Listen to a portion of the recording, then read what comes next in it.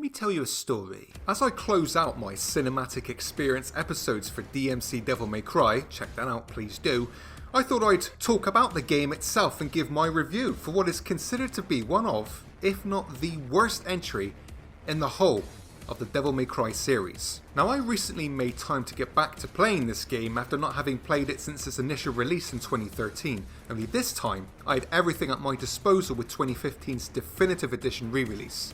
And I can tell you right now that absolutely nothing has faltered in terms of my personal enjoyment with this entry in the series. In fact, I'm probably having even more fun with the game in 2021 than I ever had before. Unfortunately, this game has its share of controversy, and while these blemishes, shall we say, have been addressed many times before, I'd like to briefly address some of these myself and give my 2 cents before I go balls deep into this review.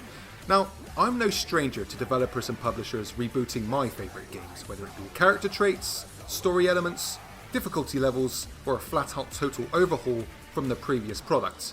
Resident Evil, Sonic the Hedgehog, Mortal Kombat, these are just some of my favourite series that have changed over my 28 plus years of gaming. And if there's one thing I've come to accept over the years, it's that absolutely nothing in the gaming industry is untouchable. And no matter your or my personal attachments towards our favourite characters or series, there's always another market waiting to be exposed to our favourite games, and with that, a completely different vibe from what we were used to. There's a tribal element at play when it comes to what we know and like as gamers. Any changes to our favourite characters, our favourite stories, will surely push more than a few buttons. In the case of this game, Capcom handed the DmC reins to UK developer Ninja Theory for the first time in the series' history. A fresh approach was needed for Capcom's new vision, its reboots, and at this initial announcement came an understandable amount of backlash from a lot of DmC fans. Their beloved Dante had changed from a wisecracking, sword-wielding, demon-hunting badass to a wisecracking, sword-wielding, demon-hunting badass. No, I'm only just joking, alright? I'm just joking. I understand your angst. I have been there, as I've mentioned before, and there's a lot more to it than that. Look, I understand that the tone was completely changed. The story took a more Western approach, and the change of appearance of Dante and Virgil caused more than a stir. I get it. Not to mention the questionable responses from Ninja Theory during and after the game's development. I am more than willing to accept those grievances, as someone who's been here many times myself. I can only tell you from my personal experience and perspective, however, that although these changes certainly shook things up in an unexpected and surprising way, and to others a very needless way, the game itself is still a beast. And on that note, I'd like to give my reviews for DmC Devil May Cry's 8 years on. Do you remember this place? Yeah, I remember coming here. My mother used to bring us here. Tell me everything. The game's story focuses on Dante, a misguided demon hunter, and his gradual acceptance of his roots and responsibility. When we're introduced to Dante, we see a brazen, cocky young man with no real care in the world. Dante is both demon and angel, or Nephilim, with the power to wield a variety of otherworldly weapons to keep his demon tormentors at bay. With power such as Dante's, and no meaningful direction to steer him in, who can blame him for his current lifestyle and his attitude? I mean, it doesn't seem too bad, to be honest. Dante is eventually approached by Kat, a medium and a witch with the ability to see into limbos, a realm between living and dead. Now, it's through Kat that Dante is eventually reunited with his long-lost brother Virgil, who has established a group known as the Order, the main threat towards Mundus, a demon king who now manipulates the human world through aggressive business tactics and deception. Think The Devil's Advocate meets They Live. 2 great movies that, without even getting too political right now, couldn't be more truer than today. Obesity, stupidity, drink virility. Now, as I've mentioned previously, the game takes a more westernized approach to the story, and while this was one of the main contributions for the fan backlash, again, I can only tell you that as a fan of the series, myself, I personally enjoyed Ninja Theory's take on the narrative, because it felt familiar but fresh. Granted, there's nothing particularly original going on here, and one could argue that it's on par with the likes of Buffy the Vampire Slayer or Shadowhunters in terms of its delivery. Not necessarily a bad thing, I might add, but the performances from the motion capture and voice actors really hit it home for me. You know, I don't think at all that enough credit is given to the facial expressions that these 2013 models are able to convey. and get across to the viewer, and the delivery of the dialogue throughout the game is spot on. You might not like what they say from time to time, but there's plenty of goofy, fun moments in the story that constantly remind you that the game doesn't take itself too seriously. And why should it? It's Devil May Cry. I'm your prime date, you ugly sack of shit. I'm stronger. I'm smarter. I'm better looking. Put a spin on this. It is I like it rough. Your turn, Barbie. Fuck you. And I got a bigger dick. That being said, there are a number of moments in the story that somewhat struck a chord with me.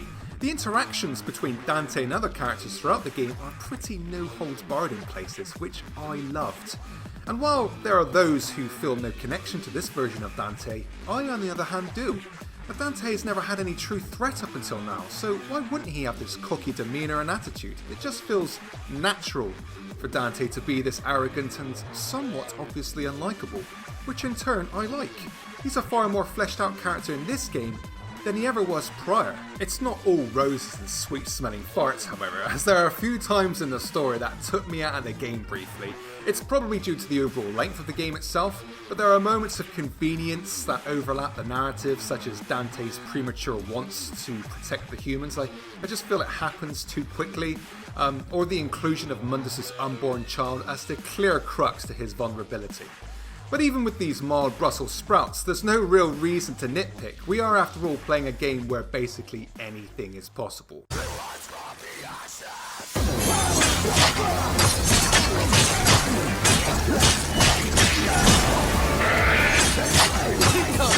This is where any game should shine the most, of course, and DmC Devil May Cry certainly makes this aspect its strongest.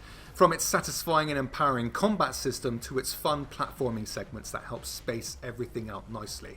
Now you start the game with the bare essentials, your two guns, Ebony and Ivory's, and Rebellion, Dante's demon-slaying sword. Over the course of the game, you acquire more weapons to wield and more skill to wield them with, continuing the DmC trend of easy to learn, difficult to master.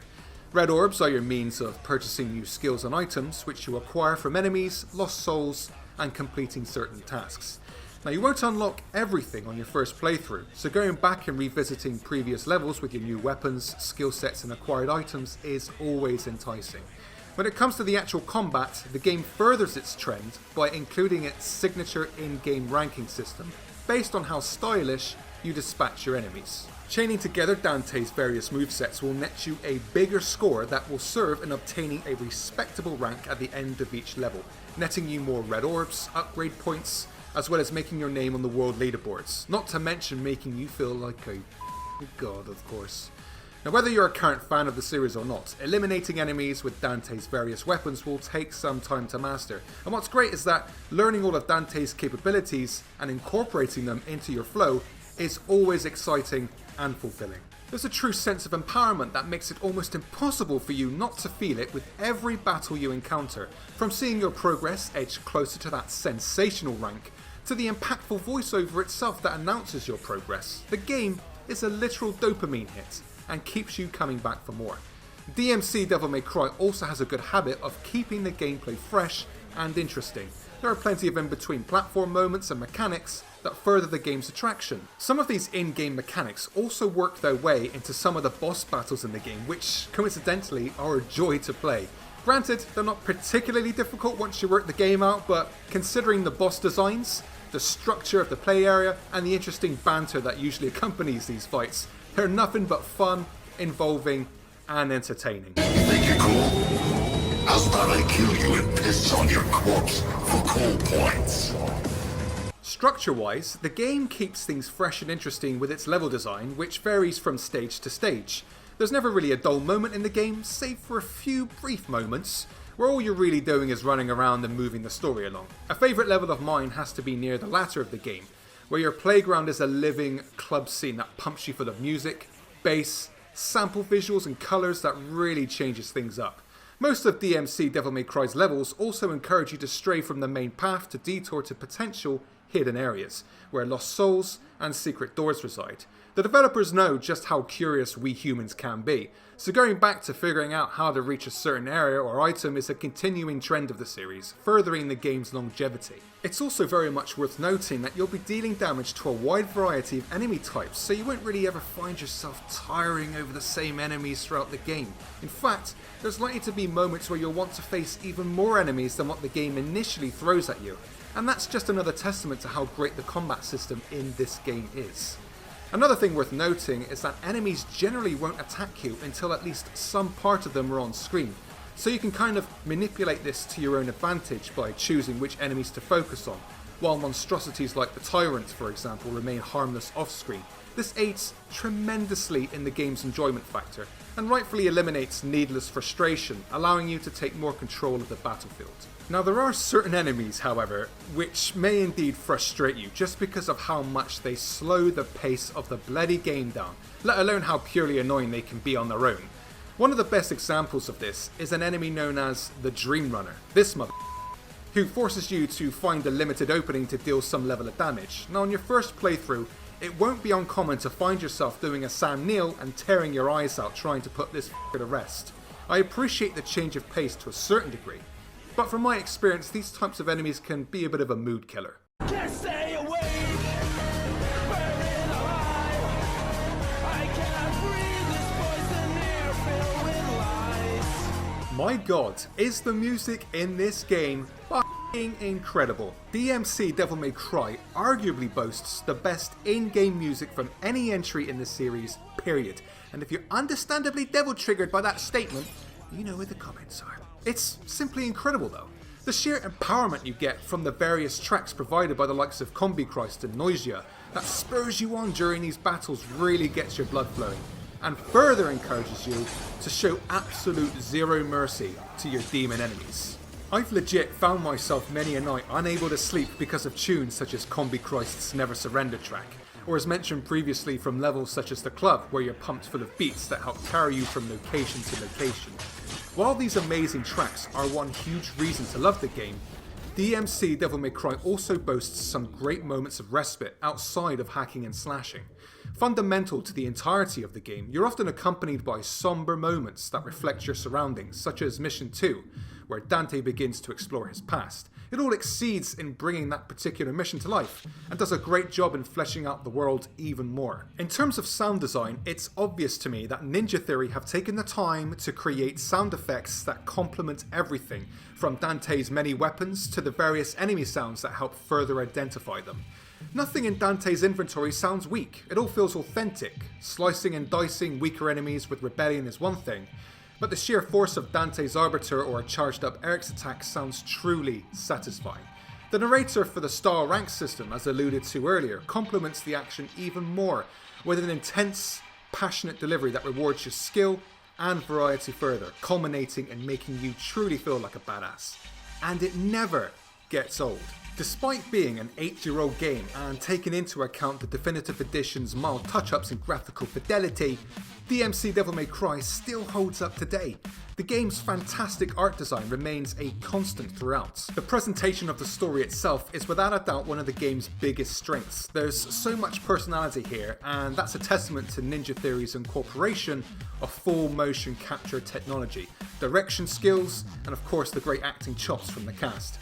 There are plenty of outlandish moments that won't fail to get a genuine reaction out of you.